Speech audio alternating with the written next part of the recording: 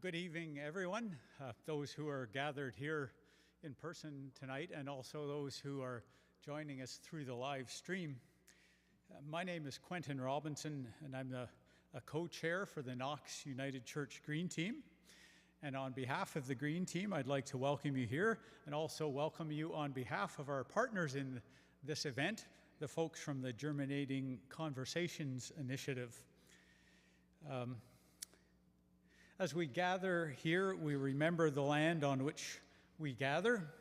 We acknowledge with respect the history and the spirituality and the culture of the first peoples who have lived here for millennia. We acknowledge this treaty land of Treaties 1 and 2, that these treaties were signed in the territories we meet in, and our responsibility as treaty people. We recognize those who didn't participate in the making of the treaties, including the Dakota Sioux as well. We acknowledge these lands as home of the Anishinaabe, the Assiniboine, the Dakota Sioux, the Dene, the Cree, the Ojibwe peoples, and acknowledge we are in the heart of the Métis Nation. The topic that brings us here tonight is a very important one. What is a sustainable diet?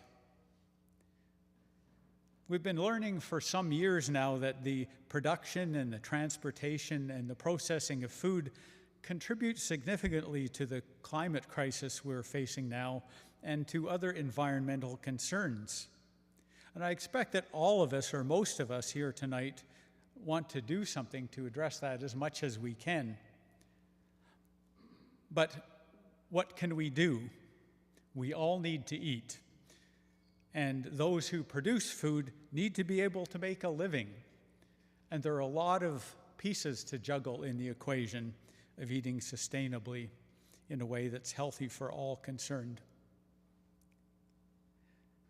There's much that needs to be learned to make choices that lead to sustainability. And that, in fact, is our goal tonight, listening and learning, with the hope that our learning will guide us on a path forward together. To help in our learning, we're really pleased to have 4 farmers here with us who all together have decades of experience producing food. And we thank them for consenting to be here tonight, and there will be more introductions of them a little bit later. This is the first in-person event that we've had as a Green Team for quite a while, and during our virtual workshops, we never had to worry about things like telling participants where the bathroom was. Everybody knew where that was in their own home. But as we begin tonight, it's important to let everyone here know, in case you're not familiar with the building. There's one bathroom here on the main level. If you go out the back doors of the sanctuary and turn right, and then turn right again, there's a corridor that goes along beside the office, and there's a washroom right beside the office. More washroom facilities, if you go to the back of the sanctuary, turn left and go to the end of the hall, then there's a stairs that goes down, a short stairs that goes down, and there are washrooms down there as well.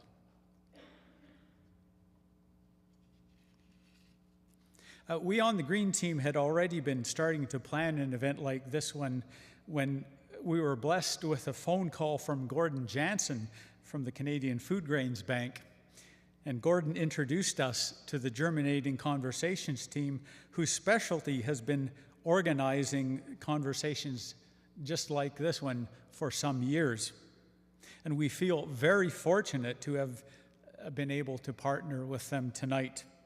So now I will invite Marta Bunnett-Wiebe to come and tell us a little bit about the history of Germinating Conversations and set the stage for our listening and learning.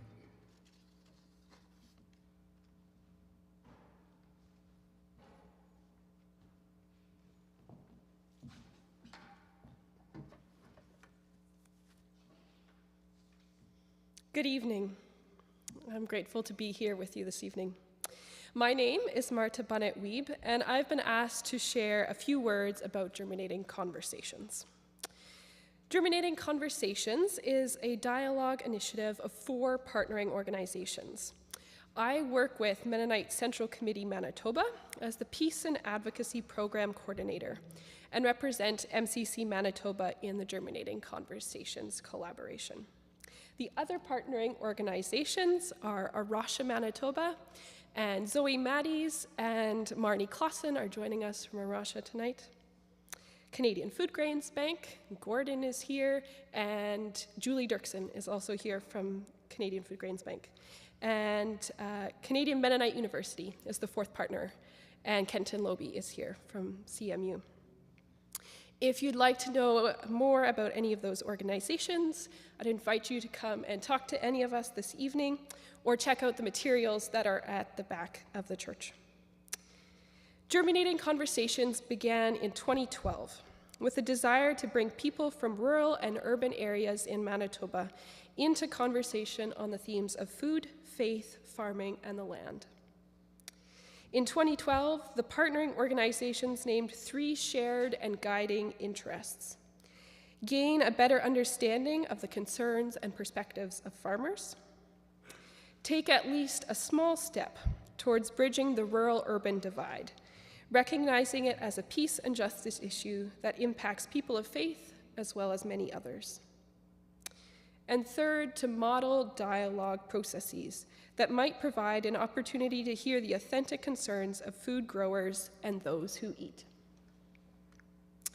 These 3 interests continue to guide the work of Germinating Conversations today. And it's helpful to note that Germinating Conversations to date has primarily focused within the Mennonite church community. But we are grateful to be broadening our perspectives and collaboration by joining with Knox United this evening. Since the beginning, the hope of Germinating Conversations is that it might build trust and deepen relationships. To that end, listening well was identified as being key. Germinating Conversations began with 2 public listening events.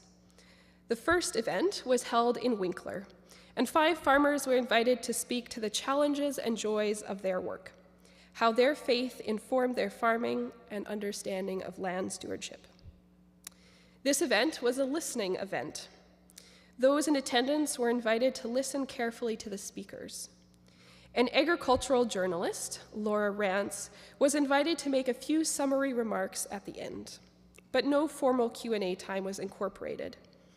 Rather, everyone was invited into informal one-on-one conversation around refreshments afterwards. The focus was to emphasize listening, seeking understanding, and building relationships. The second event was held 6 months later in Winnipeg, and that time 5 eaters were invited to reflect on the question, how do you eat? Highlighting how they decided what food to purchase, prepare, and eat, and the accompanying joys and challenges of such events. And the same format of listening was used at that second event. These 2 events were incredibly rich and informative. They also highlighted the significant differences along the rural-urban divide, the ways in which our identities and livelihoods are put on the line in these conversations. They also brought to light the differences and tension among farmers who farm at different scales of operation. Questions of land care, livestock rearing, and methods of marketing are but a few of the topics of contention that have arisen between farmers. While being very attentive to these tensions, Germinating Conversations has embraced the diversity at these events, and over the following years continued to draw in more voices to add to that diversity by inviting in theologians, scientists, and of course more farmers and eaters. Carefully facilitated dialogue was slowly introduced into the following events, taking care to create spaces that promoted honest and careful sharing. To date, 13 events, which have included listening and dialogue, have been held. In reflecting on the numerous events that followed 2012, we have seen a peace-building process emerge. We didn't start with a particular method, but rather gave considerable attention to discernment, to asking what has just taken place and what voices are yet missing from this conversation. This peace-building process has emerged through three themes. The first being listening. True understanding starts with good listening. Listening is something we must practice, and practice well. Discerning. As I already mentioned, regularly asking, what have we just heard, and what voices are still missing? And third, dialogue. Practicing the art of intentional engagement with one another across difference. Coming from these reflections, and in a desire to share what has been experienced and learned over the years through Germinating Conversations, we have put together a book entitled Germinating Conversations, Stories from a Sustained Rural-Urban Dialogue on Food, Faith, Farming, and the Land. The book serves two roles. It brings together the stories and perspectives that have been shared at Germinating Conversations events over the years. And it also highlights this peace-building process of listening, discerning, and dialogue, in hopes that it might be a source of inspiration and guidance for others to initiate their own difficult dialogues on the themes of food, faith, farming, and the land, or any other topic. And to that end, there's also a facilitation guide included at the back in order to aid group study of the book. We have copies of the book available for sale this evening at the back table, and you can come and take a look at that later this evening. Before I close, I'd like to share one highlight of the Germinating Conversations process, that is listening, as we prepare to hear from our speakers this evening. And the following reflection comes from the Germinating Conversations book. This is a reflection that was shared at the very first events. True understanding starts with good listening. Such listening is not easy, however, since our own ideas, opinions, and feelings get in the way. You will hear tonight a variety of perspectives related to the work of farming and the growing of food. Diversity in our human thinking is a sign of health, just as it is in the natural world. Yet differences can be divisive. We seek for this to be a time of sharing that is safe and respectful. As you listen, I'd encourage you to consider these two steps of listening.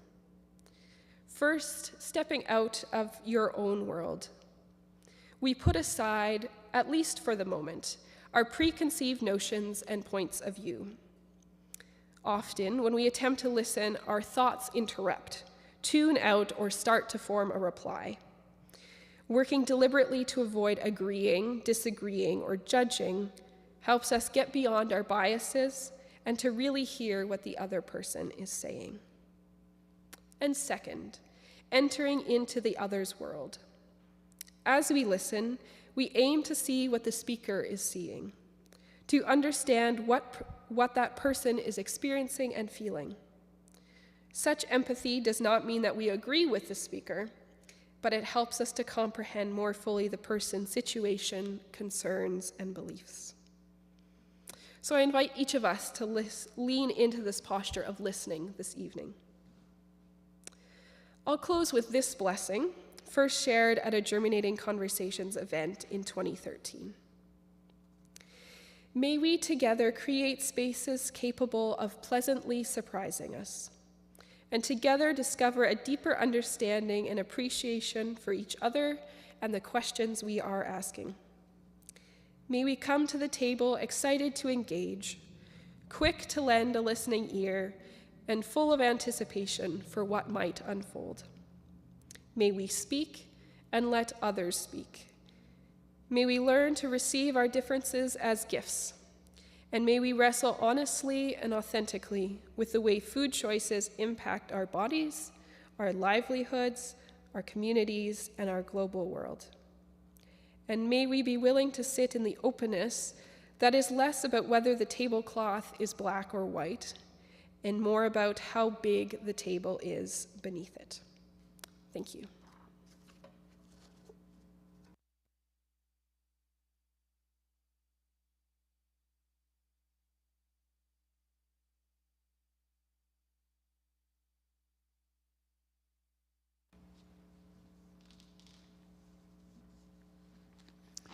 Thanks for that introduction to our process tonight, Marta.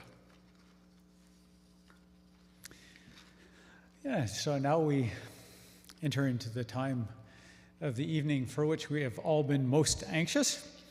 We're going to hear from the food producers who have come to share their experience and their wisdom with us tonight to help those of us who are consumers only of food to help understand more about the processes of production and the thoughts of sustainability in the work that they do. We'll just start with 10 minutes each for each of our farmers, and then we'll have a time in which they will join in a conversation with each other. We're going to pretend that we're all the flies on the wall of the coffee shop as the four farmers gather around the table in the coffee shop and share their observations about sustainability and their questions and what they see as being their similarities and differences and new ideas that they're excited about or worried about. And then we'll have a time in which we'll have a listener reflect back for us to help us deepen the experience of what we have heard. Kenton Loby will do that. And then we'll wrap up with a time for some coffee and cookies and one-on-one conversations. So at this point, we're going to welcome, I think maybe it would be good if one by one if I introduced the farmers here present, and if they come up at that time, then it will be easy for everyone to identify them. And then we'll begin hearing the presentations.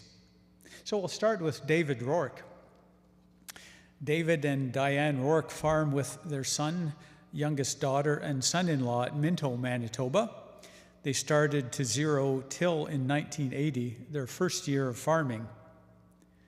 Then 6 years ago, they decided to see if they could be more self-sufficient and turned the farm into organic. While it was economically viable, the tillage was detrimental to soil health. They're going to what they call zero-till plus, which has 10 best management practices and should allow them to be net positive. David has a BSc and an MSc in plant science from the U of M and is currently working on his PhD at the Natural Resources Institute at the U of M. The topic is how to make 78 million acres of prairie cropland net positive, an ambitious project. David wrote a book last winter, A Road to Fossil Fuel-Free Farming, an example and a challenge. David also founded and ran AgQuest, an independent ag research company with 5 research stations across Western Canada.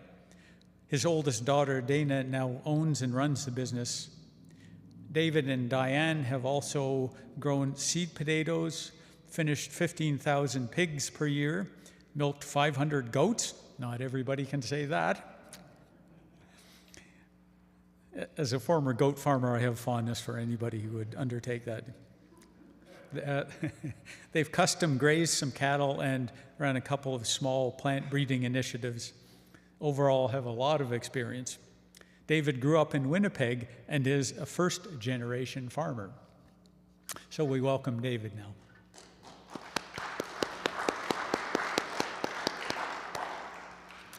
Then we'll welcome Ryan Boyd. Ryan is a family farmer from Forest, Manitoba, farming with his wife Sarah, 2 children, Piper and Bingham, mom and dad, Jim and Joanne, and sister Janelle.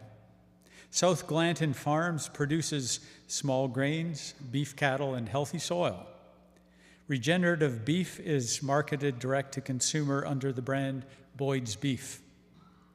As a 2019 Neufeld Scholar, Ryan traveled the world investigating different grazing systems and has brought many insights home, including the practice of total grazing.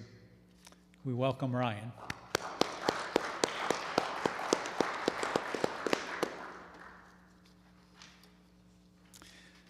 Ron Cron farms with his brother Robert and their families at Rivers, Manitoba.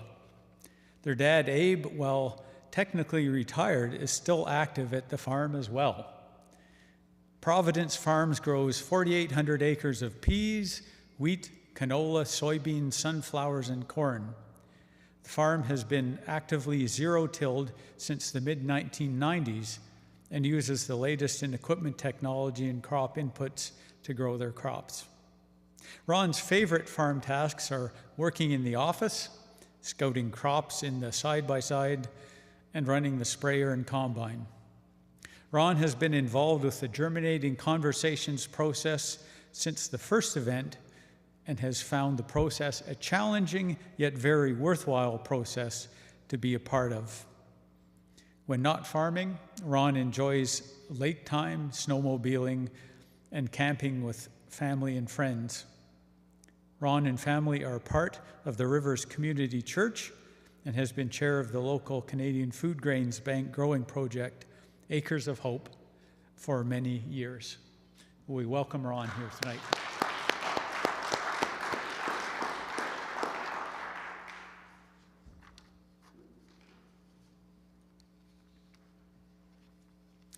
Jan and Don McIntyre have been farming partners in the Clearwater area for almost 40 years and are now transitioning the farm to their daughter, son-in-law, and their family. The words of the United Church New Creed, to live with respect in creation, has been a guiding light through their journey. Care of the land has been integral to their operation, with adoption of zero-till practices in the early 1990s and the application of holistic management practices with the integration of livestock into the operation in 2004. Jan is a longtime school trustee and current chairperson of the Prairie Spirit School Division Board of Trustees, former chairperson of the Manitoba Farm and Rural Support Services Advisory Committee, and has twice been sent by the United Church of Canada to Palestine and Israel to provide accompaniment, nonviolent protective presence, and human rights monitoring with the World Council of Churches Ecumenical Accompaniment Program. We welcome Jan.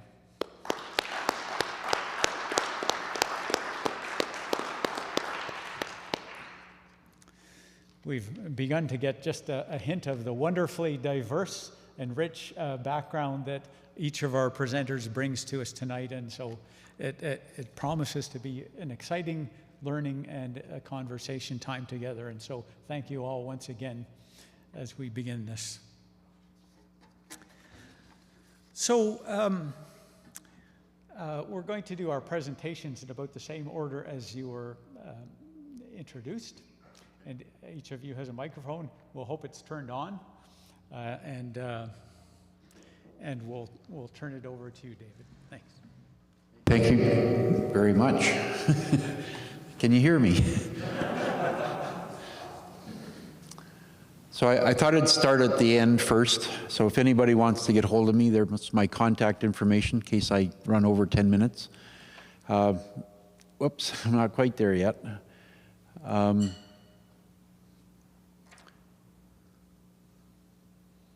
Here we go. My email address, and then as I was mentioned, I did write a book, and I have some in the car in case anybody decides they want any, but you can also get it through fossilfuelfreefarming.com. We have a website for our farm, rourkefarms.com, and I've got a lot of information not only about our history of our farm and what we're doing, but some of the research work that we've done, particularly under organic situations, and also some of the things that I've written about. And then my phone number. Okay, next slide, please. It was about 2015 at during the Paris Accord that I really kind of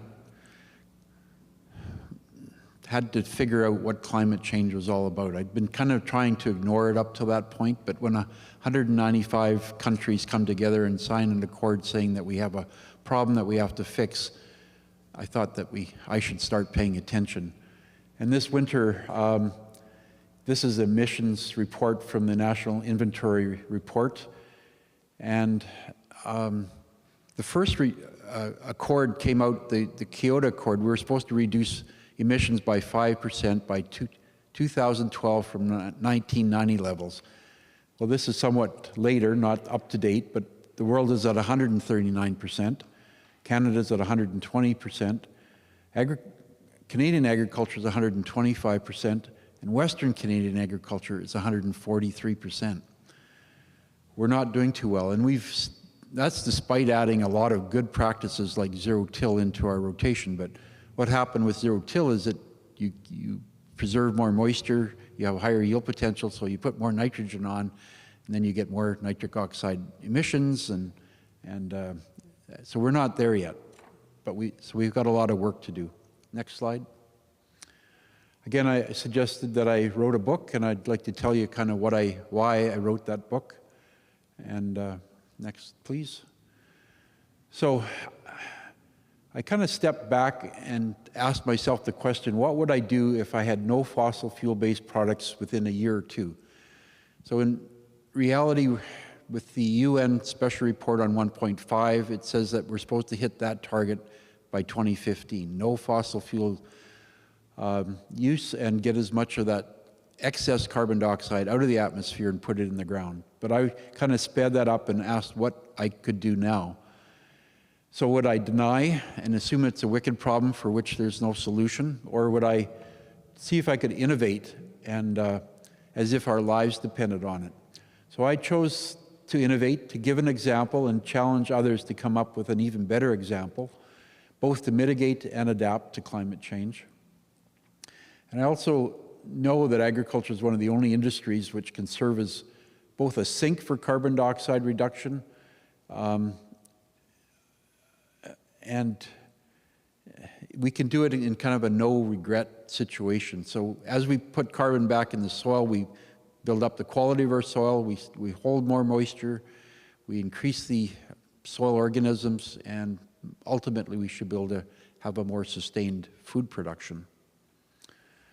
And I also chose to challenge policymakers to be able to make the changes necessary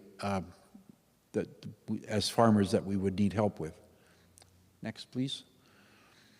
So the first section is my journey in discovering global warming and taking the responsibility that we have as citizens of this world, not just farmers. The second section was my example, and at that time, I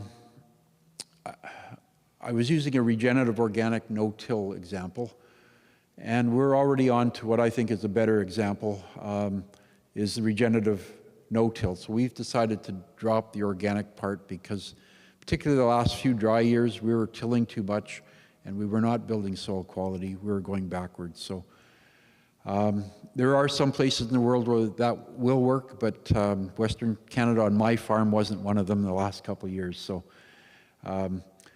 we're going to go to what we call the regenerative no-till or zero-till plus, and we'll be using the regenerative principles of plants from snow to snow, increasing diversity, allowing cover to remain on the soil, limited disturbance of the soil food web, and the regenerative principles including livestock, but I'm essentially going to try to do it without livestock, because I think for the most part, if you're trying to influence the 78 million acres of grainland in Western Canada, livestock is going to be a hard sell. Next, please. And the last section of the book was the challenge. How do we contribute to fighting global warming? And I put in there 22 policy suggestions to policymakers, and I suggest if you don't like the ones I came up with, come up with better ones.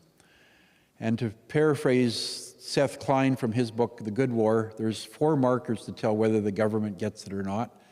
First of all, are they telling the truth that this is an emergency? Are they having kind of a Roosevelt-Churchill moment where they sit everybody down by the fireside and look them straight in the eye and says, we have a problem and we got to fix it? Are they willing to spend money? Well, our current Prime Minister seems to be able to do that. Are they willing to create new institutions? And I think they're just maybe starting to do that in terms of some carbon credit type of things. And are they willing to use a stick, not making it optional? I think carbon taxes are starting to be part of that. So we are moving ahead in those areas. Next, please. This is 3 situations I had on our farm this year, and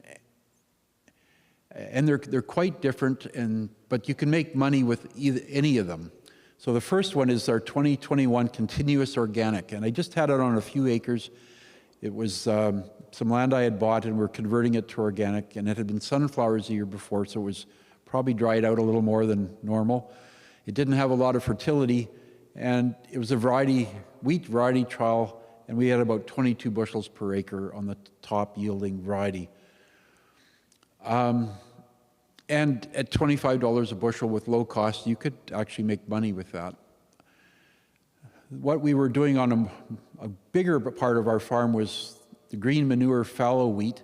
So we would put in something like sweet clover. We would let it grow, plow it down, fallow it, kind of old, traditional, 60-year-old technology. And we were getting about 45 bushels an acre. But what a lot of people forget to tell you is that's only done 2/3 of the year, because you have a green manure fallow, then you have your wheat, and then you have peas or a soybean. So it's really only 30 bushels, and you can still make some pretty good money with that. And then this other field was one that part of AgQuest, part of my daughter's farm now, that we've been zero-tilling for quite a few years. And this one was 77 bushels an acre. Unbelievable yield for this type of year, with minimal inputs. And that picture was taken at 11 o'clock at night. And I stopped, I backed up, and it just looked like you could walk on top of it. It was such a crop. And actually, the yield monitor at that point was 119 bushels an acre. Just phenomenal. Couldn't believe it. So we have to decide, if we're going to hit the 2050 target, how are we going to get there? Next, please. So we're going to use regenerative principles. We're going to use sustainable intensification 4Rs to get the best use of the products that we still have to use. And in my case, I'm really looking hard at green fertilizers and green fuels, and not so much for me for organic. Next. So as mentioned, I'm doing a PhD, and this is kind of the hierarchy of my PhD. I start with a literature review. I develop pest management practices for what I call net positive farming. I look at a focus group to develop a network of net farming, and then I try to balance green fertilizer, sustainable intensification, regenerative agriculture, green farmers, green fuels, against the food market that we have to produce for, and global warming mitigation on the other side. We'll try one more. I think we'll keep going. So the take-home message here is anthropological global warming is an existential threat. Agriculture can and needs to be a significant part of that mitigation process, and you can do it with grain or cows. It's all in the how. Don't get caught in the 2030 sustainable intensification trap, where we can only make fossil fuels so efficient. We can't make them so efficient they go away. And we need to be truly sustainable, just not more sustainable. So I give a presentation this afternoon to Dr. Yvonne Lawley's class on advanced soils, and it was an hour. I used a few more slides, but 10 minutes was a hard one to get it all in. But thank you.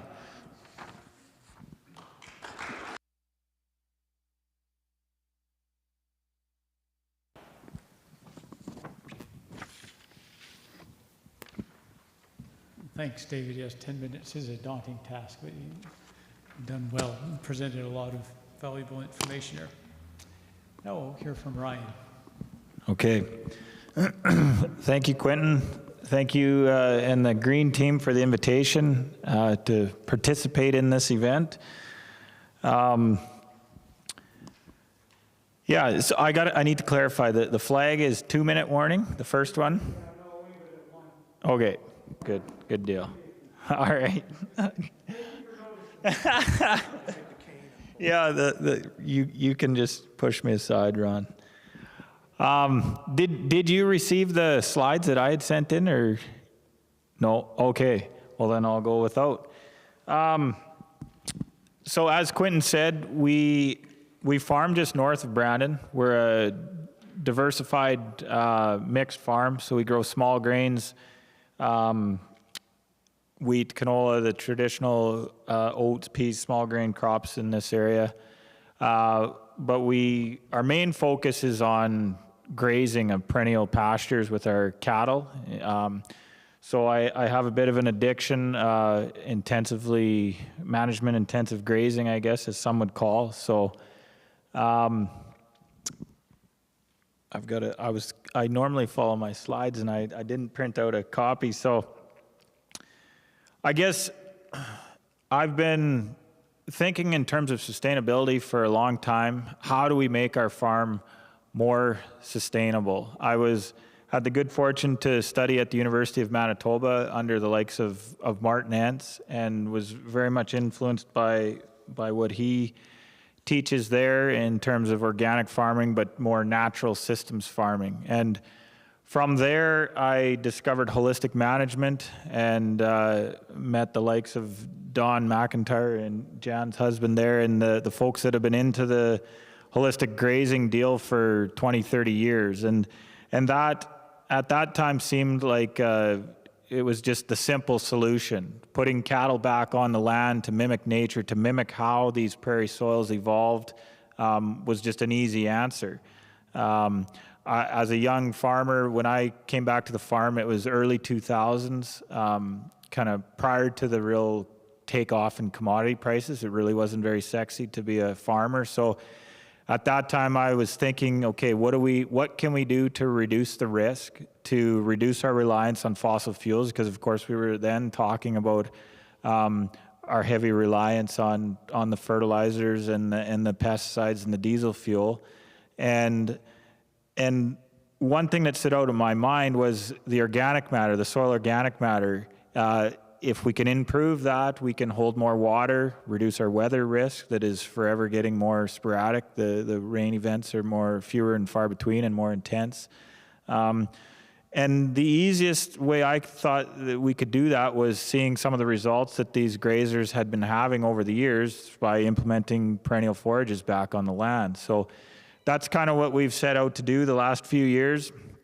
But what I found awful quickly was the financial aspect of that was very difficult. There's a reason that we grow annual cash crops on the prairies. It's because it's the most economically viable option, as David just demonstrated very clearly. The current production system that relies on fertilizers and the chemicals and the big equipment, it works. It works very well, and it is profitable. So that kind of led me to a Nuffield scholarship. I was getting a little bit discouraged on the farm, trying to figure out how to make that all work, and this opportunity came up to travel the world looking at different grazing systems. So I actually made it around the world twice, made an awful dent in my carbon footprint, and now came home trying to take that all back, putting some more carbon in the ground with what I've learned. So with that kind of backdrop, what does sustainability mean to me?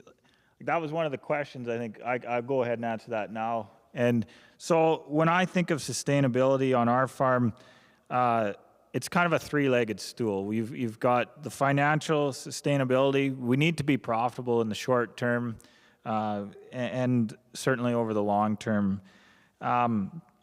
There's a social aspect to the sustainability. Are the people on the farm happy doing what they're doing? Are we doing good things are we a benefit to the community? Are we being good community members, good members of society?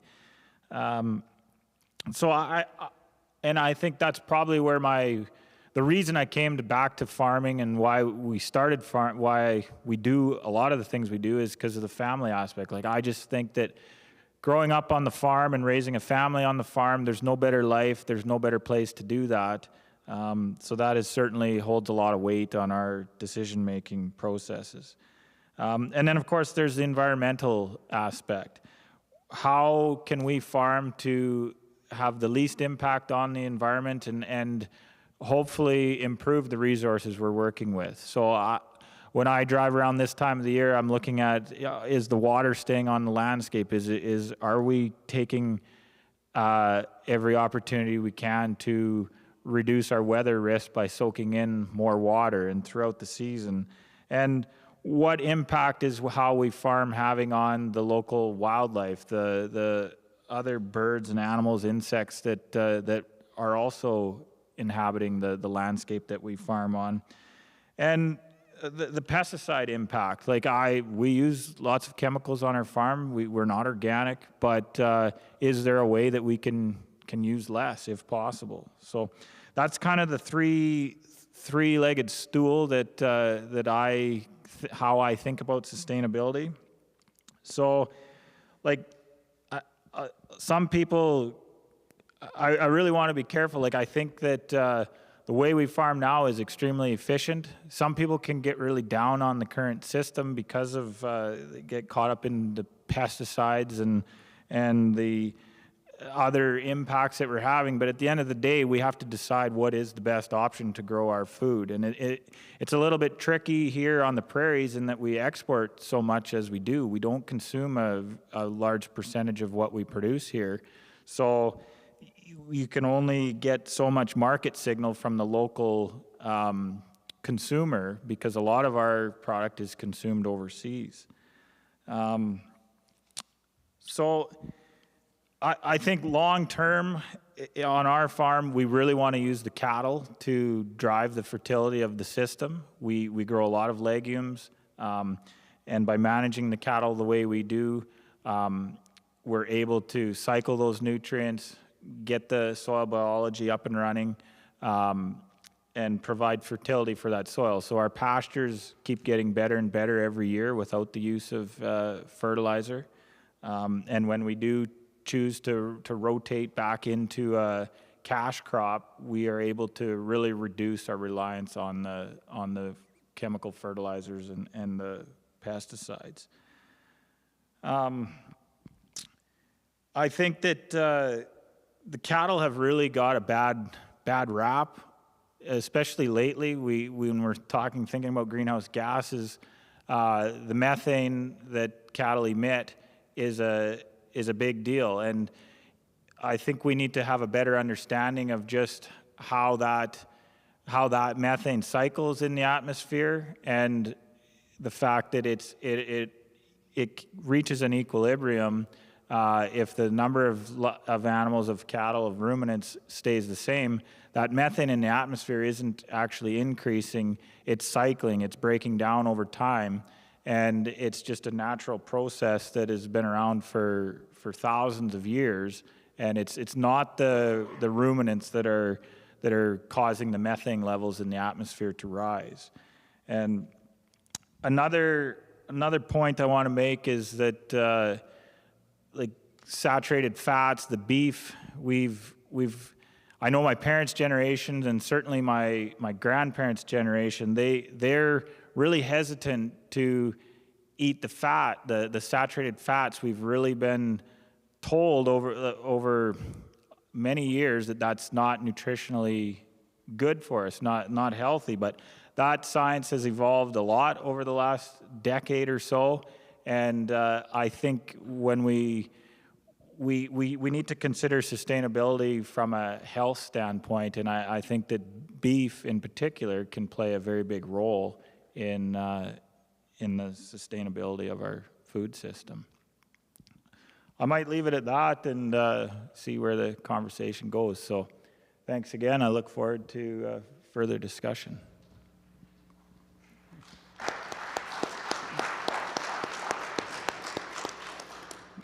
Thanks, Ryan, and sorry that we missed the slides, but you operated as if you didn't miss them at all. Well done. Yeah. So now we'll hear from Ron. Thank you for having me. 2 years of COVID and not speaking in front of people has brought me back to reading from my notes rather than speaking just from a few points. So my apologies for that, but it feels like we're getting back on a horse again in some ways. So the question posed was, what does sustainability mean to me, and how do I embody that in my farming practices? An interesting question. Sustainability. in my opinion, an overused word that has been diminished basically to mean anything that is good, depending on the user's opinion of what is deemed good. A bit of time with Google gave me two definitions that resonate with me. The first one, in the broadest possible sense, sustainability refers to the ability of something to maintain or sustain itself over time. The second one says sustainability focuses on meeting the needs of the present without compromising the ability of future generations to meet their needs. Both definitions give a sense of a perpetual motion machine, something that can continue on forever without outside influence. So in the context of food production and consumption, I'll make the controversial assertion that by that definition, our food system is unsustainable, regardless of what production methods we use to produce the food, be that organic, regenerative, or so-called conventional agriculture. I think of the global food system as a whole system that contains both the production and consumption of food as a cycle, similar to the water cycle that we learned about in grade school. So if we think of the food system and evaluate if it's sustainable, we need to look to see if there are exit points where we lose something in the process and it's never introduced back into the system. If we lose something, I'd argue it's not sustainable long term. In the food system, we have a few points of loss. Every time we flush our toilets, throw out food and green waste in the garbage, and it goes to the landfill, and every time we bury our loved ones in the cemetery, we have removed nutrients from our global food system.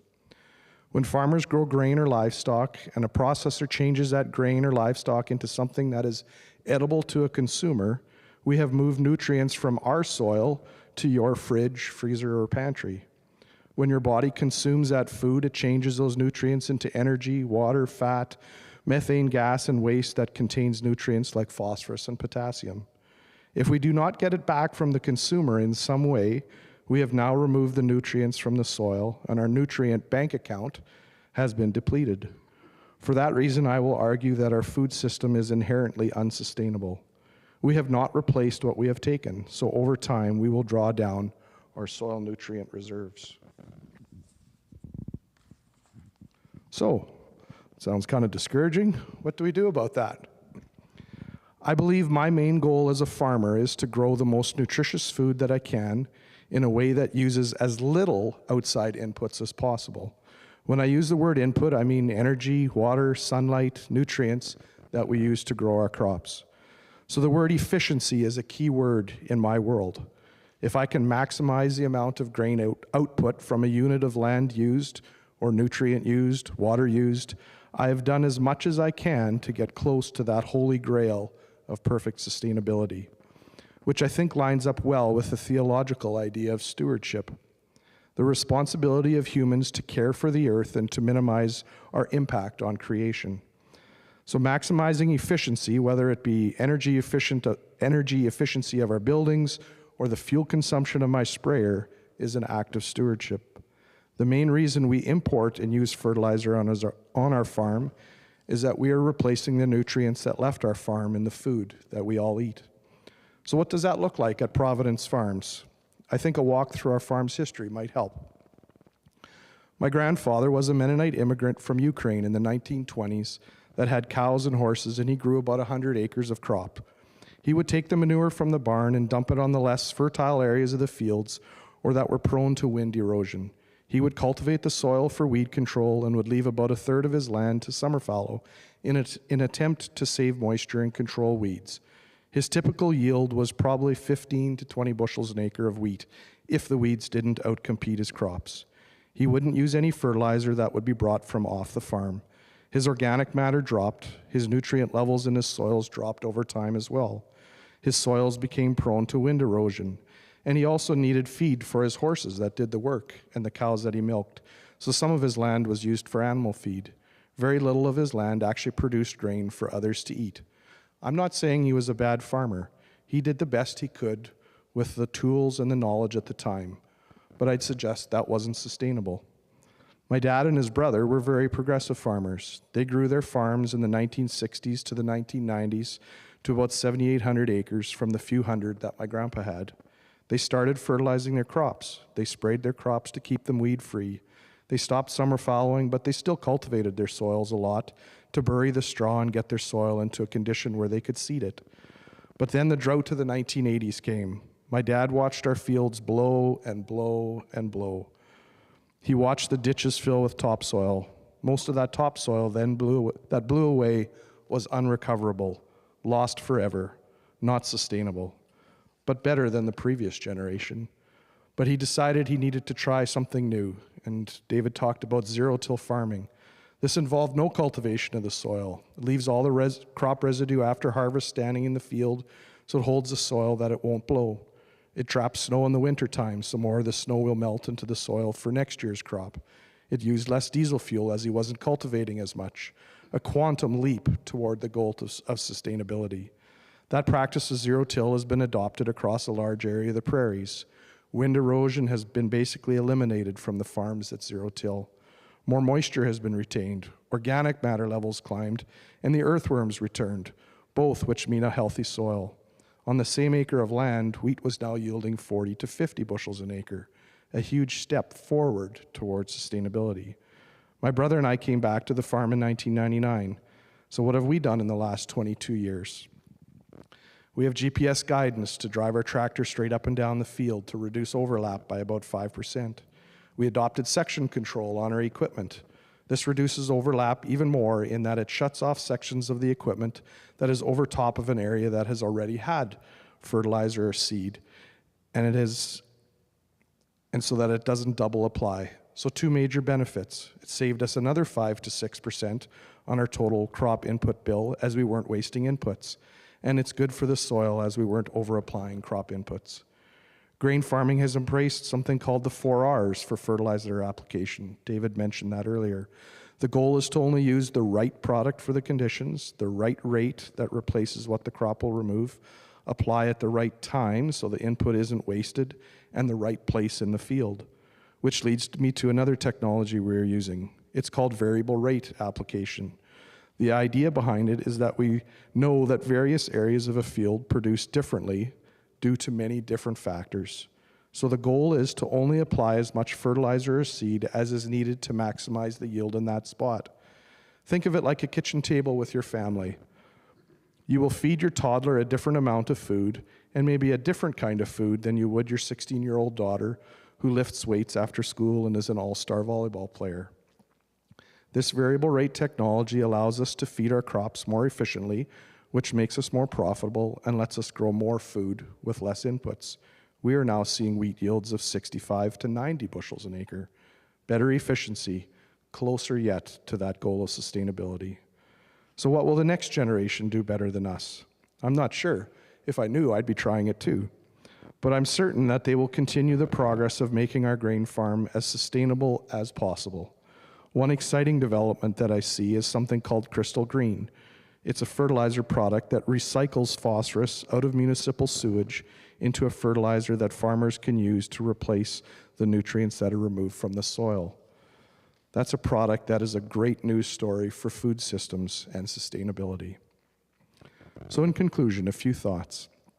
As I started, I said that sustainability in food production is unachievable. What we can do is make steps that get us closer to that goal of sustainability.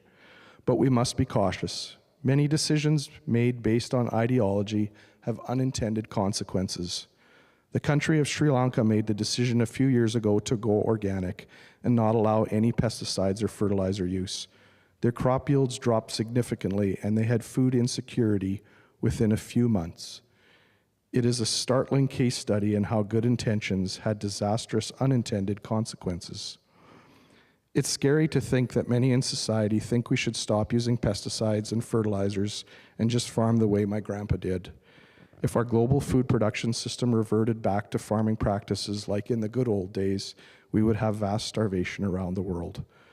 That's a real concern for me. Thanks for including me today. I've enjoyed the presentations so far and look forward to hearing Jan speak. Thank you.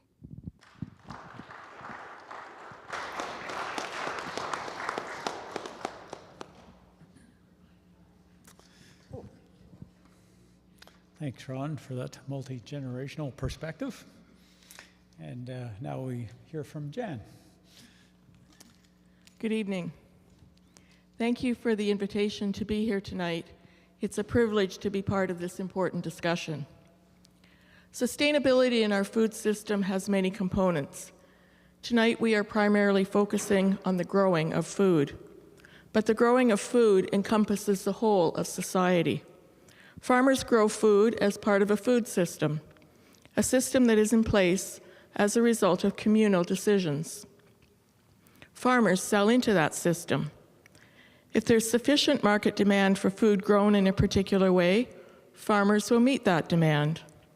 Make no mistake that the cheap food policy that has been in place for so long is driven by market demand and government policy, both of which includes us all. And while food prices have obviously escalated in recent months, it still is a relatively small percentage of our overall spending. So together we share the benefits and the burdens of our current food system. That includes the nutritional, social, and environmental degradation that results from our communal decisions. None of us are in this alone.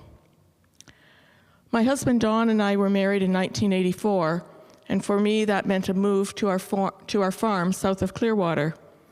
Prior to our marriage, he had farmed there with his family for a number of years in a fairly conventional way, growing crops with traditional cultivation and feeding beef cattle over the winter. After a bumper crop in 1985, we moved into a series of drought years.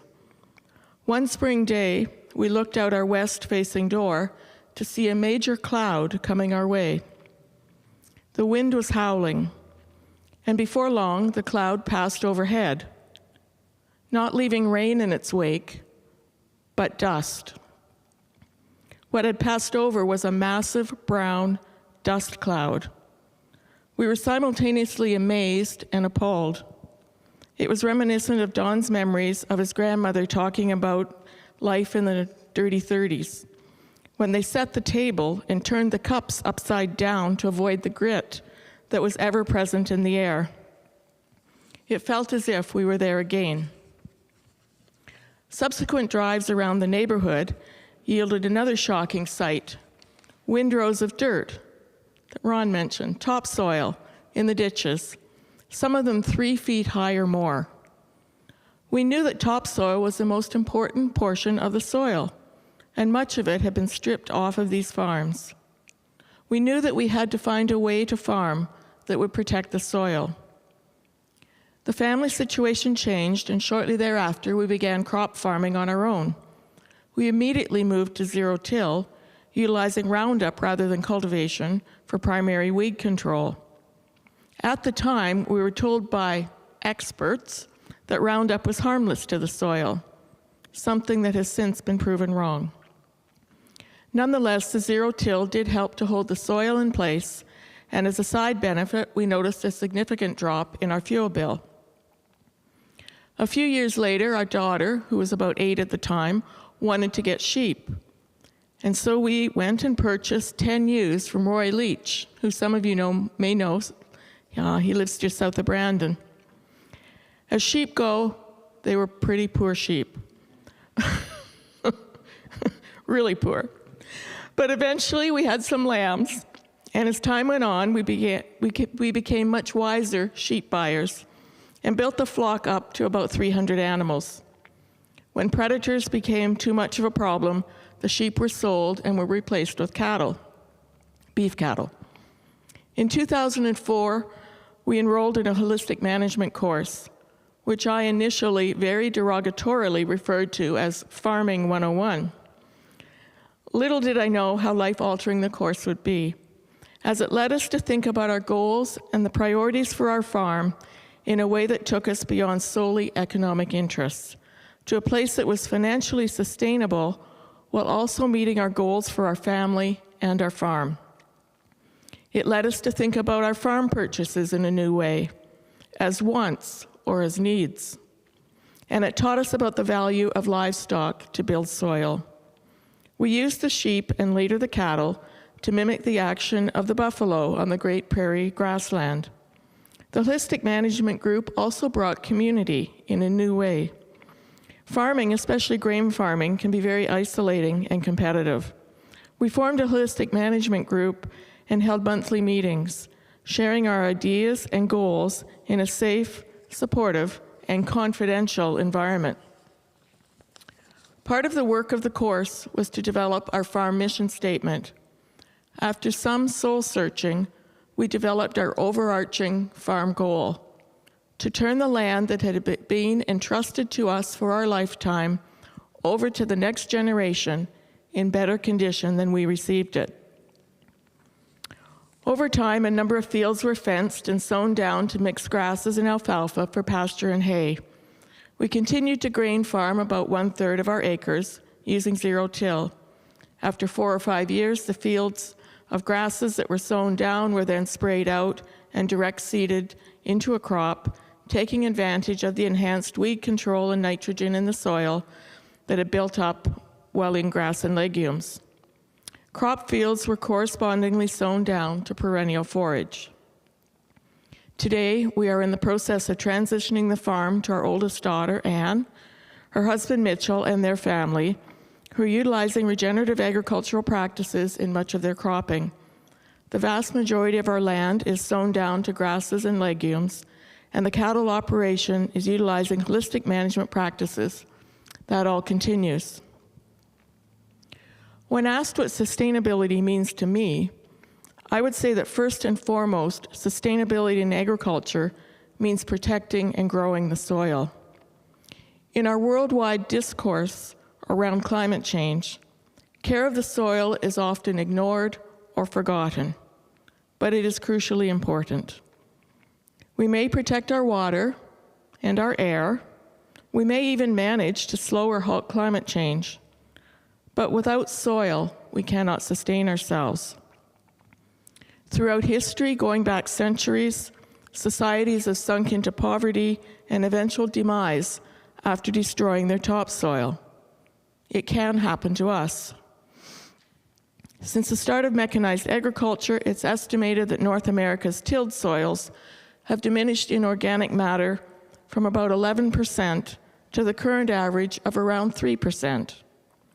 This is hugely important. How can we feed an ever-increasing population if our soil is depleted?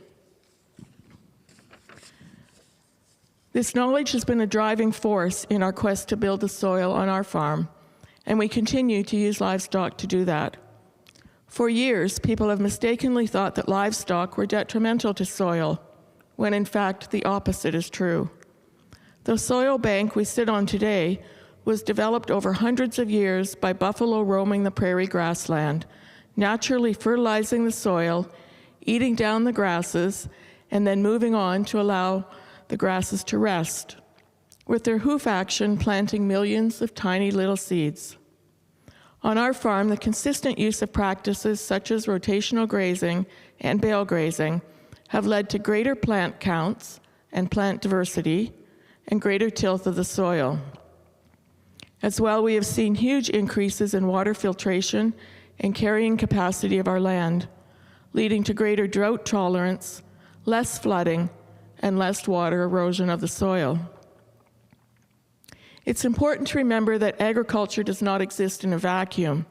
In a time of climate change, utilizing practices that reduce our reliance on fossil fuels and commercial fertilizers is of value to us all. Chemical fertilization and conventional cereal production, have been shown to decrease soil carbon, whereas the use of cover crops and farmyard manure increase soil carbon. As well, one cannot forget the societal value of carbon sequestration that is accomplished by long-rooted grasses and legumes.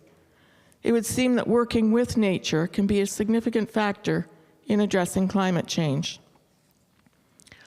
Ultimately, it comes down to how we look at soil.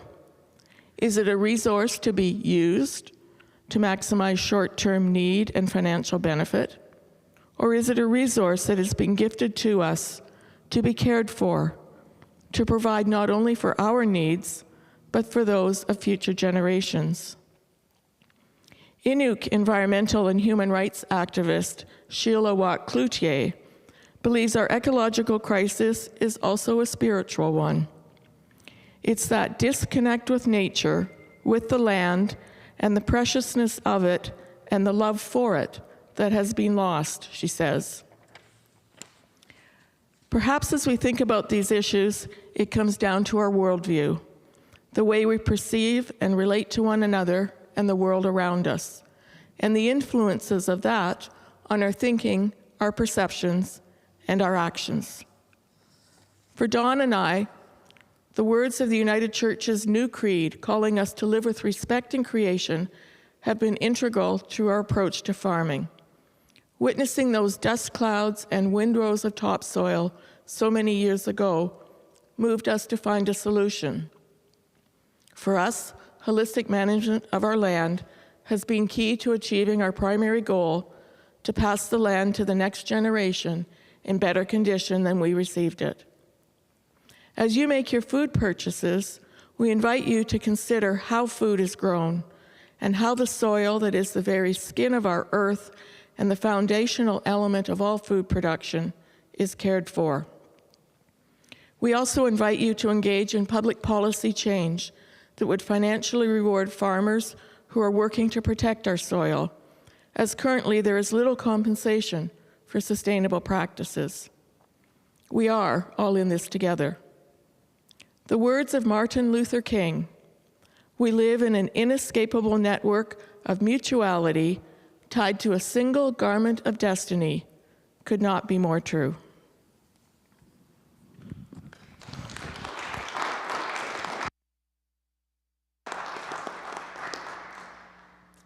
Thanks, Jan. A very fitting theological and philosophical wind-up to this portion of our program. Yeah. So now we would invite the coffee shop portion. Look forward to hearing what each of you has heard from one another, the questions that have arisen from that, the new ideas, the similarities or the new directions that might be obvious in that. Thinking about what you've heard about sustainability and sharing that with one another, and let us eavesdrop.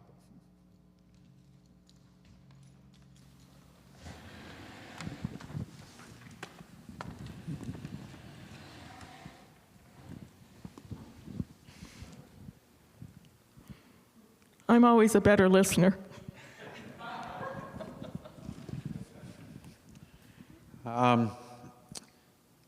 Well, I certainly don't disagree with anything that people around the table here have suggested in terms of sustainability. And we keep evolving. We keep learning more as we go. But we all have to operate within the context that we have, although we can change that over time. And when I suggested that cattle aren't going to be part of the 78 million acres, that's based on obviously not your farm, because that's working. But Manitoba Agriculture, for instance, their cow-calf budget is minus $133 an acre, and cows have been going down in numbers for quite a few years. So it's really an uphill battle. So I give a lot of credit to people that can make cattle work, because to me, cattle, from an environmental point of view, are the easy button. You have perennials, you put it in fences, you manage it right, you put the ruminants on, and you get better soil health, there's no question. But how do we do that on the 1.5 billion hectares of cropland? And there's some magic in that, using what Ron uses, the best technology. If I relate that to my farm, and we're farming, say, 6,000 acres, and if we had a rotation of wheat, canola, and soybeans, and we can just take that as number of calories per acre produced, we could feed 57,000 people 2,000 calories a day for a year. To me, there's some magic in that. So how do we keep evolving that system that we cause less of those negative externalities and make it more sustainable? And, one thing I didn't get a chance to talk about was some of the new systems that are coming in place. One of the other options for nitrogen, and nitrogen has a lot of emissions related to it. And the first thing, of course, is learning how to use agroecology better, getting the legumes in the rotations more and making maximum use of that. The second is what nature had before. So I have a friend down in North Dakota that's zero-tilled for 40 years, and he's now able to produce 180 bushel corn with 60 pounds of nitrogen, which is 1/3 of the recommendation. And he's been able to do that because he's developed a cropping system that allows those natural organisms to come back. So he's still putting 60 pounds of nitrogen down, but there's other companies that are now making technologies that are borrowed from sugarcane, which is also a non-legume that makes its own nitrogen. So can we further reduce that from 60 down to 30?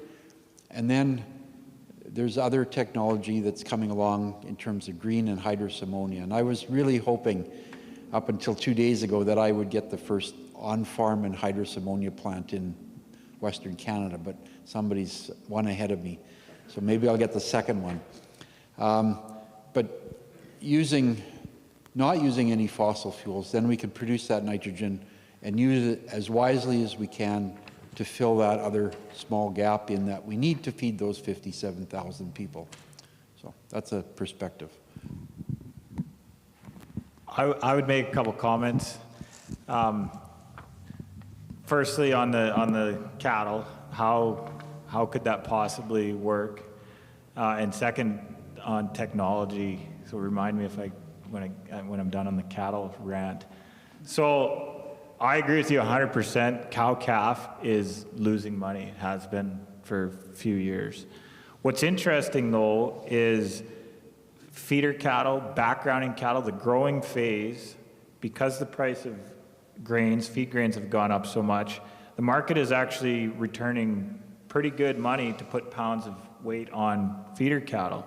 So, and if the least cost way to do that is grazing on pasture or on a high forage diet through the winter. So I think there's opportunity there. I cannot get my head wrapped around how to make the cow-calf deal more profitable. I think that comes through utilizing the feedstocks on the farm that are otherwise just being worked back into the ground or not utilized, like the straw and the crop residues, crop failures, that sort of thing, more kind of opportunistically. And I also think that, just back to old school crop rotation, we've long since known that a longer rotation overall can be more profitable. And I think, so if we wanted to make the cattle work, I think there is opportunity there. So say there was 20% of the rotation in perennial forage that was grazed by feeder cattle as opposed to having them in the feedlots or producing a forage to feed them over the winter. There might be opportunity there to help buffer the variation in yield on those cash crop yields and to get more of the area of the farm producing those higher yields, like the areas that are inherently fertile, that produce the 119 or whatever 100 bushel an acre crop versus the 40 bushels. But I also see a lot of land being converted that should be in cow-calf production, and because of the market incentive to grow canola, to grow to grow the cash crops, those marginal lands are disappearing in an awful hurry that should probably, from an environmental standpoint, from a long-term sustainability standpoint, should be kept that way. But what is allowing that to happen is the technology increases because we have got so efficient with what we're doing with the grain farm, because we can manage less and less fertilizer to get more and more output per unit. It's allowed us to move into those areas. And the beef industry, I think, we really haven't seen major technological advances as we've seen with, say, zero-till or nutrient management and that sort of thing. We haven't increased our productivity near the same. And I don't know if I guess it's just the nature of the beast. It's a more labor-intensive business, right from the rearing of the calves through to the processing. It's a lot. The processing of beef requires much more labor than it does to mill wheat or crush canola. So I think that's part of it. And so I guess to finish my thought is the technology is what's allowed us to keep going in a sustainable fashion, and I believe it will continue to in the near term from what I can estimate. So.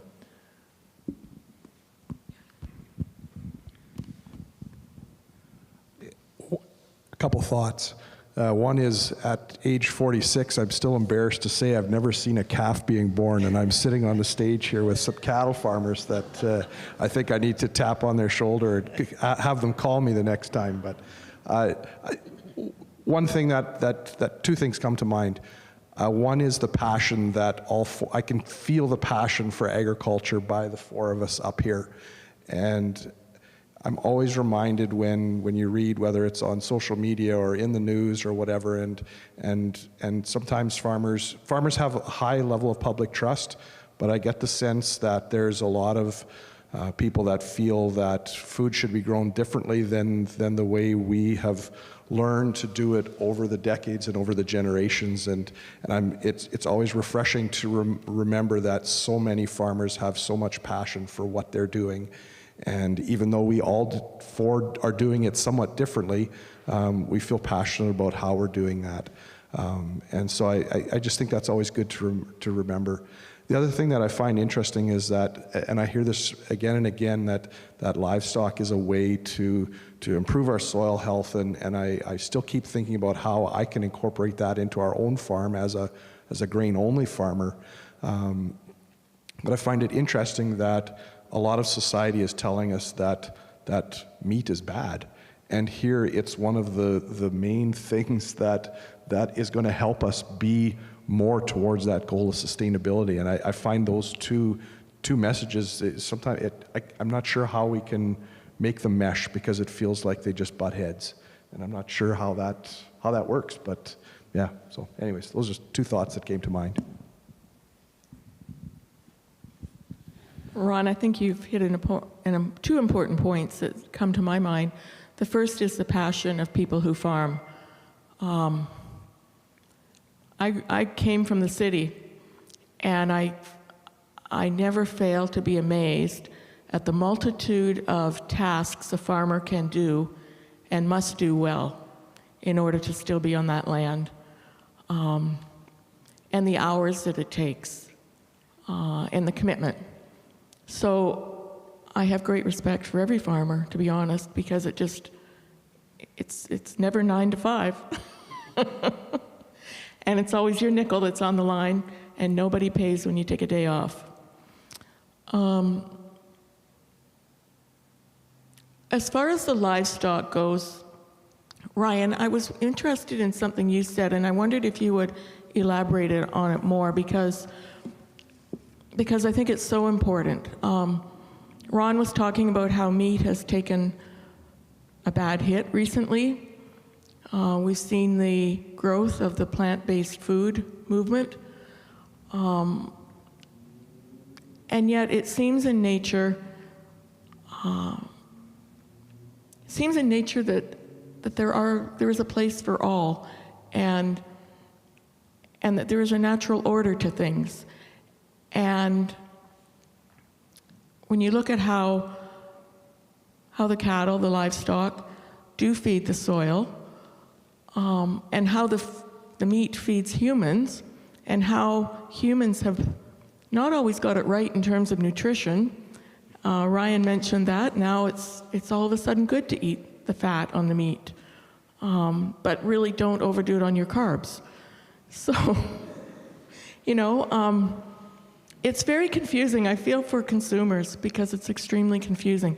But Ryan, I was wondering if you would speak to the methane issue, because I think that's something that really has given farmers and beef in general a really bad rap. And it's a really misunderstood concept of the cycling of the methane. Speak specifically to the methane. Yes, please. So way methane works, the cattle the rumen is fermenting the feed, and a byproduct of that rumen function is methane. So they belch methane into the atmosphere.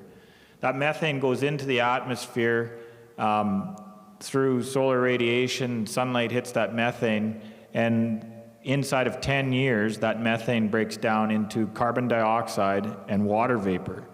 And then, of course, the plant that the cow is eating, the forage, consumes that CO2 through photosynthesis, puts the carbon into the soil again, the cow eats it, and the cycle continues. So it reaches an equilibrium over time if the number of animals stays the same. Whereas if you didn't understand that cycle and all you looked at was, well, that cow is releasing methane. Well, yes, of course, methane is an extremely potent greenhouse gas. I don't know, David will know the numbers, but it's hundreds of times more potent than, say, CO2 in the atmosphere. 28. 28. On the, yeah. Sorry, yeah, I should 28. have it. If CO2 is 1, methane is 28. Okay, yeah, so you can see how people get excited about that, but the fact that it breaks down, CO2 is a long-lived greenhouse gas in the atmosphere, like thousands of years, whereas the methane, we're talking about a 10-year cycle. So it makes sense to try to reduce it, of course, because the less of it there, the better, but I don't believe it's as imminent of a threat as we would be led to believe. Thank you. If anybody's interested, there's a really great video on that methane cycle in a speech that was given by a professor from University of California, Davis, at a Kansas State University event. And so I've got the website here if anybody wants it. It's really, it explains it so well. When we're on the topic of greenhouse gases, water vapor is one of the most abundant greenhouse gases. It's the least potent, but it's the most abundant. And on a lot of the soils of the world, we've reduced our water holding capacity. The water cycle is not functioning the way it should be. So that's something that we never hear about, but it would be the easiest remedied or to work with by simply just getting more water to soak into the soil and cycle naturally there. So that's just an interesting greenhouse gas fact.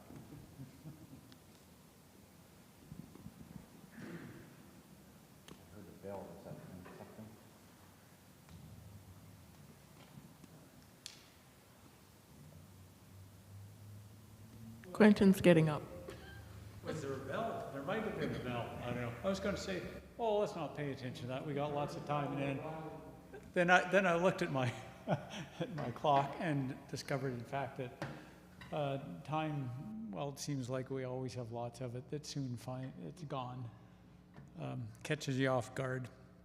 Yeah, we'd have time for maybe sort of mini elevator speech from either one of you, given all you've said tonight and all that you've heard tonight, that if you are wanting to give consumers some advice about how to think about sustainability in food, I just invite each of you to offer your best wisdom on that.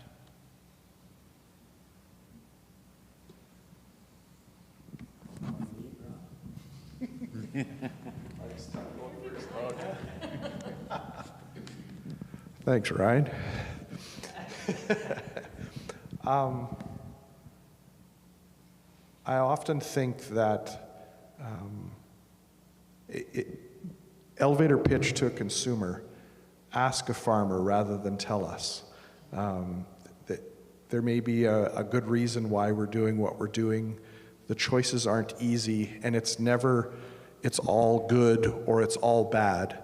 We always make choices that are maybe 51-49 or 70-30, and when we pick something, we often have to give up something on the other side, and that then makes decisions not nearly as easy as they might seem, because we know that there's something that we're giving up in the process. I don't know, that's off the cuff, that's the first one I thought of. That's pretty good off the cuff. I would say my elevator speech to the consumer when thinking about what to eat to promote sustainability is learn what's in your food, where it comes from, and try to eat as close to the producer as possible. If you know where it's coming from, you can make your own decisions on, is that sustainable or not? And in this day and age, that might not mean that it's, you're getting it direct from the farmer. We can communicate so easily, and transparency is an option. So it's easy to do. Just simply look into it and decide for yourself.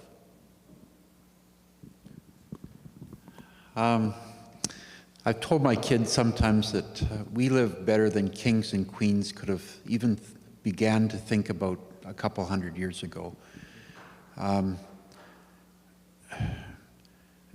We have good food generally everywhere and in abundance in most places. We abuse food probably more than most of us have a problem getting food. Still, we continue to evolve to figure out how to do less damage to the environment, to get more abundant food, better quality food all the time. So it's a process. And in my thesis, I've been having to think about theories and frameworks and scholarly stuff. And BERT has become my friend. And BERT is the lens that farmers have to think about when they go through and are asked to change their process. So B is for beliefs and attitudes. E is for the economics. R is for the regulatory system that the world is trying to make it better with. And T is the technology. And sometimes, for instance, cover crops is something that we can say easily. But if we ask farmers to put cover crops in, that's like asking them to take that 78 million acres, go and seed it a second time in the year, and do it when they're harvesting. It's not a really good practical solution. We need a little bit more work on that one yet. Thanks. I think I would say do your research and be willing to explore. Don't go by the latest headline, because 2 weeks from now it'll probably say the opposite. And if you have contact with farmers, make it a point to go out and talk to them about what they're doing and why. I know one of my frustrations the last few years has been with a friend of our daughter's. And she's a great person, a wonderful young woman. But she's very determined that beef is wrong, and you heard the line. And I said to her, why don't you come out, spend a day with us, see what we're doing, and then make a decision. She's yet to come, despite repeated invitations. And yet, she's quick to share information once again that beef is wrong. So, engage in relationship, I think that's important, and move beyond the surface. Yeah.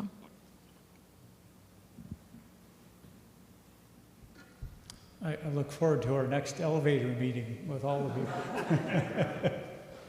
Yeah. So we're just going to take a few minutes now.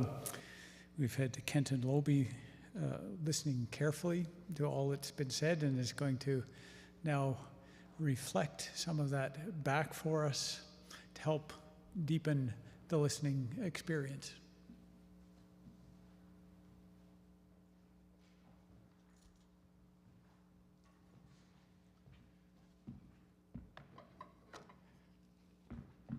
Thank you. When I'm teaching students community development and different tools and processes for dialogue and ways of engaging with, rural livelihoods in Eastern Africa or something, which is part of my livelihood basket working with students, there are all kinds of participatory approaches that get used in order to talk with farmers, right? Actually, how do you begin to get off the pavement and get into a rural area and ask a question of a farmer as someone who's likely staying in the capital city and making their way out in a white SUV and well-intentioned and trying to understand. And one of the rules is have it done to yourself. Whatever you're going to do and inflict on others, have it done to yourself. It's been 10 years since we inflicted this task that I'm doing on Laura Rance. And I've never had this job on stage in a process that I've been with for 10 years on dialogue and cultivating space to listen to farmers and eaters, of which you're also. And it's a humbling and scary, terrifying process, actually. I wish my students were here to see this now. I remember Laura Rance saying much the same thing. She felt like she had opened up. She had been at a conference for 3 days, it felt like, after just an evening of listening to farmers talk, and then trying to translate that into something meaningful to say in the moment, which you also just demonstrated how to do. Thank you for that. You all sat here and looked at each other in the eyes, and you began to talk. And that is a wonderful thing to do. It's different than a coffee shop, of course, because you're sitting in front of an audience and there's a camera somewhere beaming us out into many places. I learned from Laura that improvisational task is important. And so that's what you have here is an improvisational task with pages of notes and scribbling and circles and more questions than answers, to be sure. And I learned from her to do it with care. I asked Marta, who put together this book at the back, if we had archival notes of Laura's speech, and she goes, oh yes, within 10 minutes. She was like, yes, efficiency. She had it in a system somewhere, and it was in my inbox within 10 minutes, and I could learn from what Laura had done. So I appreciate those systems and the learning that goes on. So that's my caveat. What I heard you talking about as individuals up here, and what I heard the farmers saying as individuals, and the things that struck me, it's hard for me to leave my own bias, right? Like I hear that we should leave bias, and I think that is a difficult task, and that's maybe the most scary part of doing this job, is that I've been asked to do that. So the things that I hear are the things that I think about, the things that I'm curious about at times, and so take these or leave these. I heard you talk about food systems and not just eating and not just producing. And I think that systems perspective opens up, David, I think what you called wicked problems. And the tendency to leave wicked problems in the closet and not look at them is a really bad coping strategy. And I think that's not what you've had demonstrated here to you by farmers this evening. And so that awareness of what's connected to what, whether it's the rumen of the cow and the methane in the cycle with photosynthesis and how that all connects, or the market signals that are coming through on the 5% overlap on the spray, and how you're watching and carefully adapting and evolving as you go. That idea of innovation, of figuring shit out, that you do. I've got a 2-acre market garden that I've taken on as my own discipline, and it's a $18,000 a year business that barely pays for itself, and I feel like I'm farming at times. But I recognize the courage that it takes and the humility that it requires to be farmers. And I'm learning that slowly through things like this and through that task of farming. And that is a good thing when I hear the things that I don't know or what you don't know, and I heard each of you kind of model that humility. That's helpful for eaters, growers, others to hear and to see modeled in front of us. Talk about policy, right? That invisible web, that cheap food policy that Jan talked about, decades old, that is really a hangover from, things like the French Revolution, in which we realize that food and power are tied up tight. That's interesting to hear you all talk about how policy impacts the way in which you make decisions on the farm and how it might support the mitigation and adaptation work that's happening on farm related to carbon and climate change. The technology. There is very rarely a time when I'm out in the field doing something. Maybe it's generally often when I'm weeding the carrots and thinning the carrots. We grow for 40 households for the season, and it's a lot of carrots, it seems like to me. And I'm sitting in there, and you're on your butt, and you're pulling things, and is that a carrot, or is that, what is that? And I'm thinking, how on earth could I do this faster? How could I do this with less work? And that happens almost at every stage of the operation on the farm. And I think that's a helpful thing to realize, that when you're faced with the work, conversations about how do I make this work better is what I heard from each of you this evening. And I think that's an important thing for eaters to hear from farmers. Numbers of almost all of you talked about how to make a living on the farm. What shifted, for example, in those years of bad commodity prices? Ron, you smiled when that came up. Like there's a family memory of those years of farming that, went past the 80s and the drought years and then into this. And all of your knowledge about that kind of history of weather and patterns of weather here on the prairie is striking to me. As you're thinking about making a living, the conversation that culturally that we don't have is how much is enough. And that's a question for teachers and doctors and university professors and farmers. And that's an interesting one that I thought of in my bias category. How big is enough? How do we make that decision? It's a question I think that emerges from listening. But your honesty about that is a model for eaters to follow. When you name the number of acres that you're farming, that's a real conversation. I know that. And I know that people are watching and trying to understand, how do you squeeze 57,000 people's food into 6,000? I wrote that down and I want to know, on my acre and a half, what am I doing? And I started getting pulled into a wonderful conversation. So thanks for that. All of you talked in the food systems about health, hunger, and nutrition. And I think recognizing that as an outcome of a food system that's healthy is something that you don't need to be convinced about. You all know that deeply and intimately. Not many of you talked about what you eat at home. Interesting. I mean, as soon as I wondered that question, I'm thinking of the cuts of beef that must be available in the freezers of those places. And then maybe the last thing I heard from the talks before I jumped to the dialogue was the significance of worldviews and ways of seeing the world. And I can't help but be encouraged by what farmers see and their ability to share that. And that's from years working with the Food Grains Bank in Southern Africa, talking to farmers who are living on 2 acres and subsistence farming, to all of you sitting up here.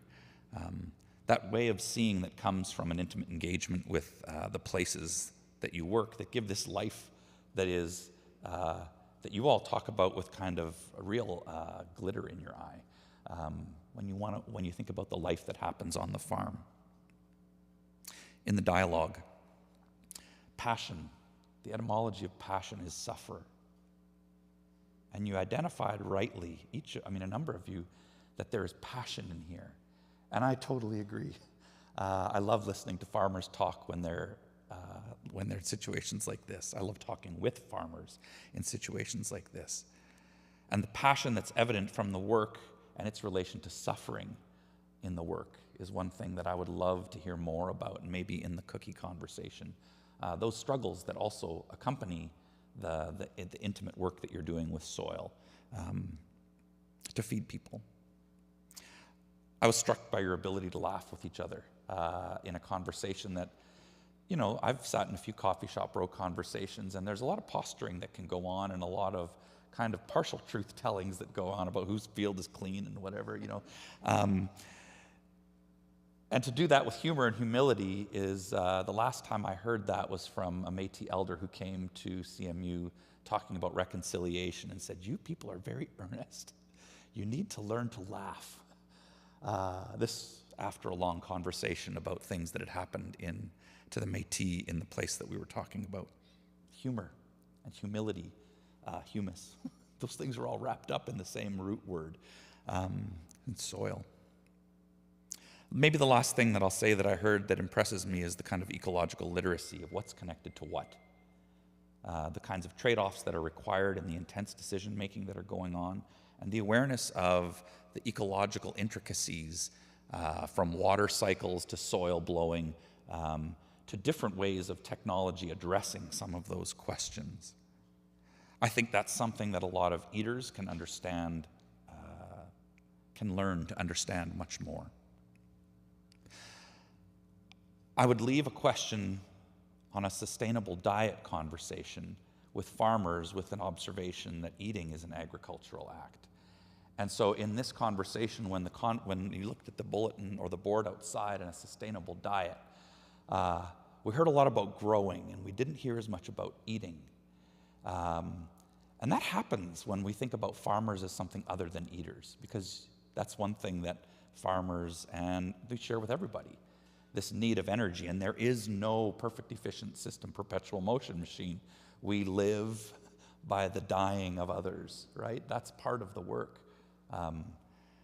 When I sit with students, the way I try and make this clear when it gets too earnest is with the Wendell Berry quote, who's an agrarian writer who has his own thoughts on agriculture over time, and who in his book, The Gift of Good Land, says something like this: we cannot live simply or without harm. Daily we break the body and shed the blood of creation. When we do this knowingly, lovingly, reverently, and skillfully, it's a sacrament. It's sacred. When we do it ignorantly, greedily, clumsily, it's a desecration in which we lead others to want and moral loneliness. And I think that awareness of what is required in our eating or for our eating is something that you've shared with us. And I appreciate the sharing of knowledge. And I hope that folks find you. We've got a nice intimate crowd here over cookies and coffee. That's where the best conversations will happen. Thank you, and thanks for the invite from Knox for this terrifying task.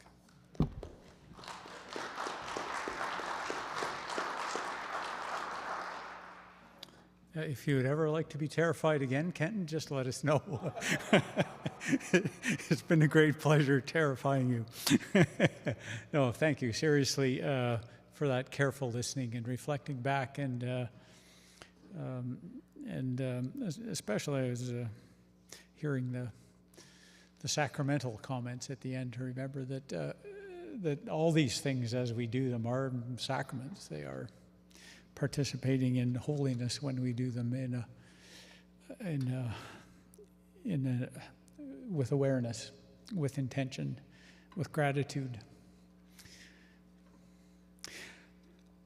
So time has come to say our formal thanks to Jan and to Ron and to Ryan and to David. You've made a wonderful contribution to the knowledge, the awareness of all of us here, given us perspectives that really have helped me, and I'm sure helped all of us kind of round out our thoughts about what it means to eat by knowing more about what it means to farm, what it means to grow food, and all the careful thinking that goes into that. And so we have really been privileged to have those offerings here tonight, helping us all evolving our thinking about food and sustainability. And thanks once again to Marta and Kenton for the role that you've played in helping set the stage for this listening and learning tonight. And thank you to everyone who has attended and shown interest. That it takes everyone wanting to participate in this endeavor of intentional and thoughtful and careful growing and eating together. And so we're going to do a little bit of careful, intentional eating together. We have a little bit of food in the form of cookies prepared for us tonight, some beverages to share in a few minutes. And during that time, we'll have an opportunity for what probably all of you have been aching to do, which is to talk one-on-one with the folks on the stage here too. So we have a station set up in 4 different places, one for each of you to sit at. We'll be happy to bring you cookies if you would like, or feel free to go back and grab some before you come to these seats that have been set up, and then invite other folks to visit whichever farmers you would like to talk to and have a little bit of one-on-one conversation. And just before we move into that phase, we would like to have an opportunity for Gordon Jansen to come forward, and he has a few words to say about the opportunities to engage with the Canadian Food Grains Bank in their important work.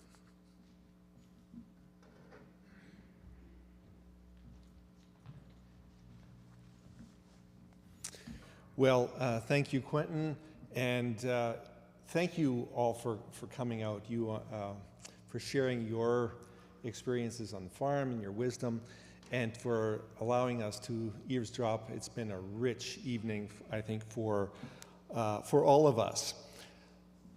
As regional representative for the Canadian Food Grains Bank, I've been asked to share just a little bit about the Food Grains Bank. Last summer, I was speaking with Reverend Craig Miller and telling him about the community growing projects that support the Food Grains Bank and our international food programs working to end global hunger. Those are programs that are carried out by 15 national church agencies, and last year we had 38 active growing projects. Ron was coordinating one of them by Rivers.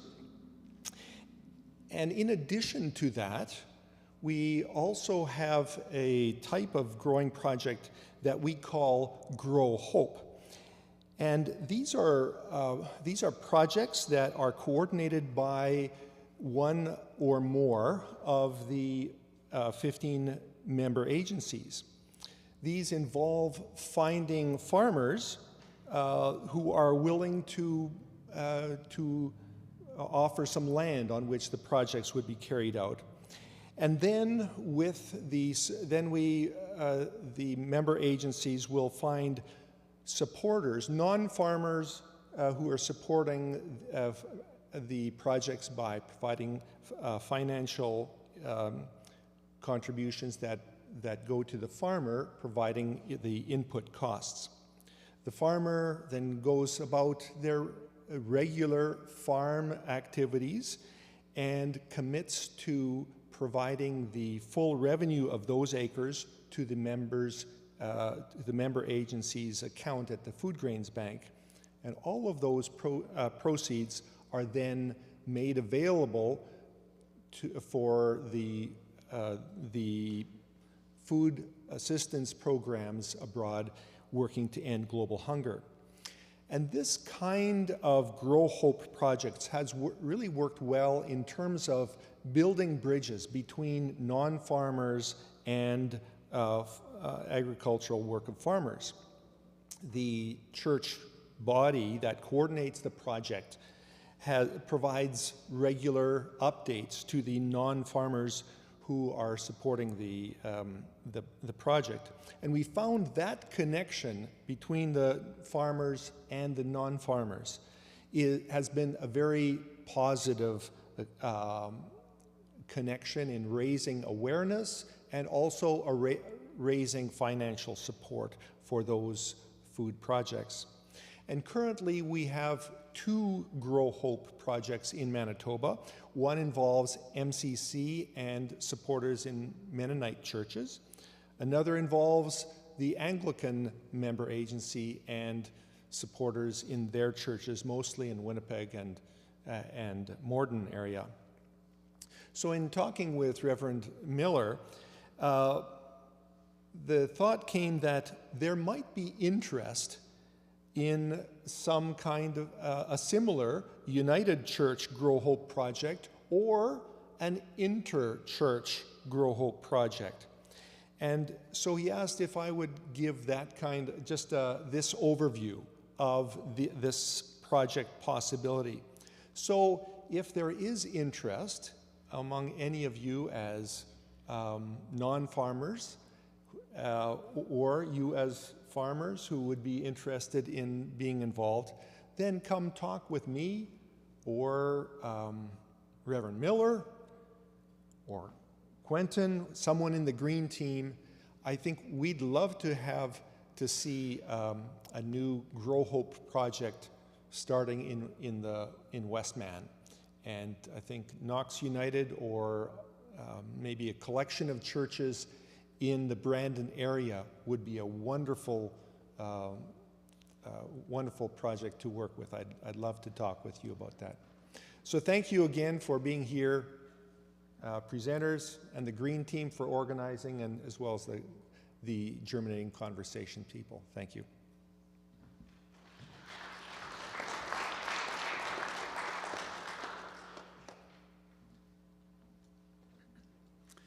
Thanks, Gordon. Now I invite everyone to join together in refreshments and conversation. The one last thank you, I realize, my gosh, forgot to thank the people involved in providing the food for tonight at the back of the church, and that would be a terrible thing. So thanks for Orville for arranging this, and all those who cooperated him in providing that. So let's go and enjoy that, and enjoy the rest of our evening together.